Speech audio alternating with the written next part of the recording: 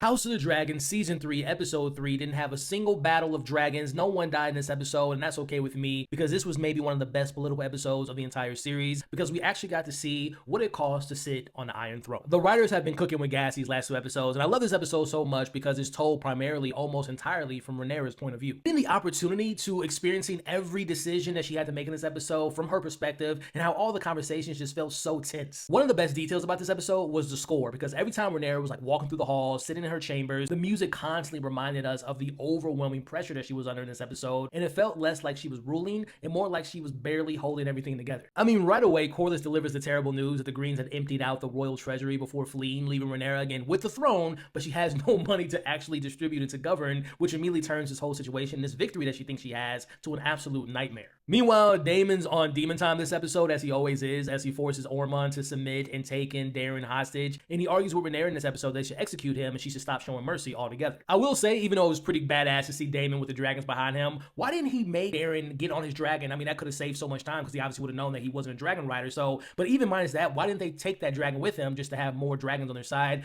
I love the scene, but I was just kind of confused by that moment. Sticking with Daemon, I love the scene later in the episode when he's talking to Rhaenyra about using the dragons as power and fear to conquer Westeros, and she's like, no, there's another way, and how she says that Targaryens are born of gods. It's like, no, we are gods, which just shows that power complex, the Targaryens, the way they think, and how Daemon just continues to want Rhaenyra to lead with fear and to lead with power, which is just like slowly corrupting her. Something else I absolutely loved about this episode was the scenes with Alicent and Rhaenyra when Alicent's giving her like a little bit of political advice as she suggests that she officially declares her son Aegon to be dead. You see Rhaenyra taking that advice to try to stabilize the realm and say that Aegon's dead, and she takes this to the High Septon, who refuses to recognize Rhaenyra without proof and warns her not to challenge the faith. I really love that scene because it reminded me of Game of Thrones when Cersei was trying to win over the faith, and we saw what she did there. But again, it just shows that Rhaenyra hasn't truly won over everyone in the kingdom quite yet. Now, this leads to another standout moment for me, which is Rhaenyra meeting the people she's supposed to rule, and they're sharing their grievances and what's going on with them. And they reveal that the wealthy nobles have been hoarding food from the small folk, and they have been starving. And we see Rhaenyra is going to flip the script. I love the scene here when Rhaenyra invites the nobles over to the banquet. She serves them rats, and she orders the city watch to raid their homes for the food they've been hoarding, which is a really smart political move in the moment because it gains the trust of the people that she wants to serve.